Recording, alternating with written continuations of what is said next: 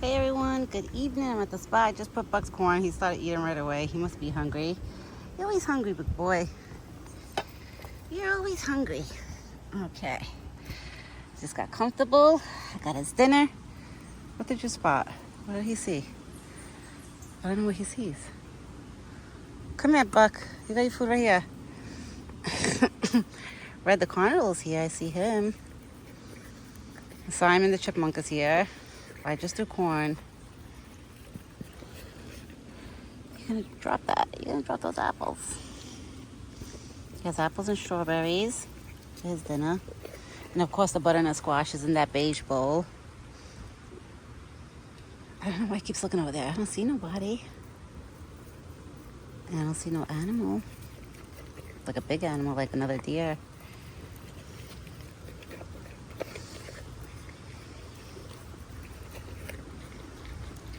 Put a lighter sweater on where it has holes, so mosquitoes probably still could get to me. But I have the off spray. It's like a family off spray. It's like actually for like a mother and kids and stuff. But I don't want to spray it on my skin directly because then when I go inside the house, I'm gonna have to wash all my arms and I wash my hands when I go in the house all the time before I touch the baby. But then I have to wash my arms and everything, so that's why I don't put it on me. And I don't feel like the off spray really does much. Simon just brought his stuff home. He just ran that way. Yeah, so that's why I don't put it on. Because last year I remember I soaked myself with the off spray all over my arms. Easy. You're okay? You're eating too fast. It's really windy out, but it's nice. It's not cold. It doesn't feel cold at all. Not like that. But it's windy out. It's really muggy today, actually. I heard we have rain coming later. And it's supposed to rain on and off throughout the day tomorrow. Hopefully it doesn't rain on his feed-in times. That's the only thing. So we'll see how the weather is tomorrow, like how much rain we get. Because if it rains really, really heavy tomorrow, I'm going to have to just come to the spot, see if he's there. If he's here, then I'll dump all his food in the bucket. If he's not here at the spot, like God forbid if it's raining too hard, I'll just put fresh water in his bucket, the corn. Because the corn bucket has holes, so it'll drain the water out. I put like 5 holes in the bucket last time. You want to eat your bucket? Yeah? Come on. He wants to eat in his bucket. Yeah, because he's dying right now to munch on the corn. Okay, hold on, guys. Let me just... Okay. Yeah. Okay. Look at him. He's digging in. He's like, I'm hungry. You're hungry, big boy. Put this here. This here. And then this I got to put in the shed with the corn. Because I keep the corn stalk. I keep it in the shed. Me and my husband used to keep it in this garbage can that had like a lid to it, like a lock lid. For some reason, the raccoons started biting onto the lid. And they started making like holes on top of the lid, but they probably still couldn't get in. It would have took them time. Like they would have had to, like literally probably for days and nights, they would have had to sit there and chew it to actually make a hole where they could get to the corn. So once me and my husband noticed that, we put the corn in the shed, the stockpile. We were like, can't keep it out here. The animals are all gonna start chewing. The little ones are gonna start chewing onto it, trying to get to it. So I ended up putting it in the shed. That was like probably 2 years ago we did that, me and my husband. We started, because we used to literally put it right here. I used to keep it here for a while. But then we started figuring it had to been the raccoons that got to it. Because we started noticing like chew marks like on top of the lid. And we were like, no way. Like it can't be a squirrel. It has to be like like a bigger animal than a squirrel to like sit there and chew on that for a while.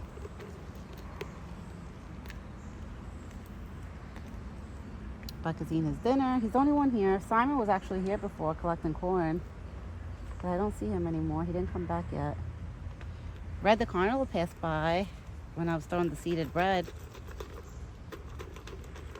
So I know Red the Carnival is close by.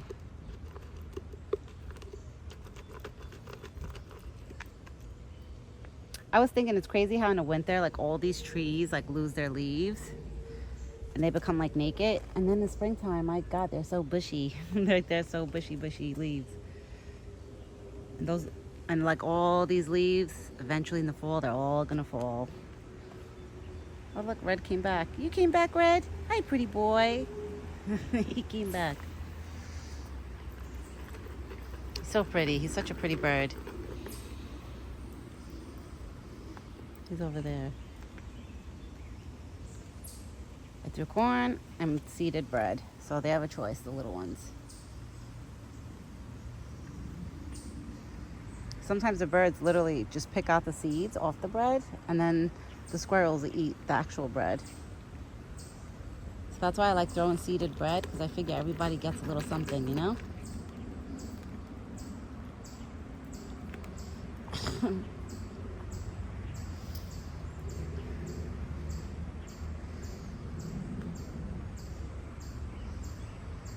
I'm thinking about planting the apple tree because I had to put it back in a pot. I took it out that time. I planted it somewhere down there, but it wasn't a good spot. So I'm thinking about planting it like on this trail right here, but somewhere in the middle where I know like it's not so bushy. Like right there, it's not so bushy. That area right there. So maybe tomorrow, like one day I'm gonna do it when my husband's home, because right now my father-in-law is watching the baby. So, and the baby was like kind of awake. He was like dozing off, like going in and out of sleeping. And I know it's gonna take me time to like, you know, to dig out like a little hole to stick the apple tree in there. So I'd rather do it when my husband's home. It's gonna take time, so maybe I'll do it tomorrow morning. If it doesn't rain like crazy, we'll see what tomorrow's weather has in store for us. I would like to do it tomorrow because then, like, you know, if it rains, I'll like water it nicely. If it's drizzling, I'll do it while it's drizzling. But if it downpours, then no, I'm gonna have to hold off to do that, you know? We will see. But I have to plant it again because I end up taking it out of the spot where I had planted it.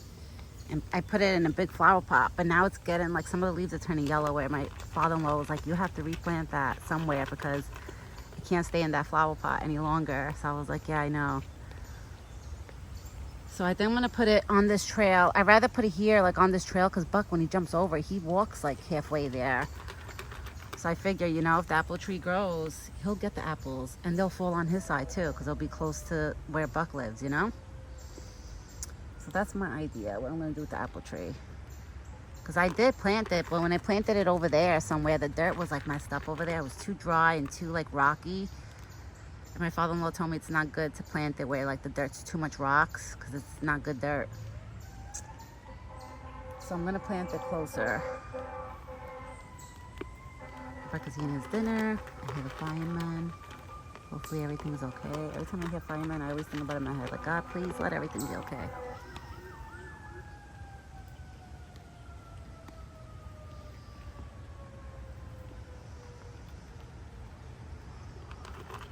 I'm gonna make this kind of a short video because when my father-in-law watches the baby, I feel bad leaving him with the baby so long, you know? So I try not to leave him too long. When my mother-in-law watches him, I could stay out here for like 15 minutes. Because she's awesome with him. You know, she's a mother, so she has 4 kids. So of course she's gonna be amazing. She raised 4 kids of her own, you know? But usually the fathers, any father, I feel like they're not going to be able to handle, or like, you know, they don't want to deal with like a baby that's crying, or it's a moody baby. I feel like they're going to be like, where's the mother? Well, probably not all fathers, but some fathers, you know.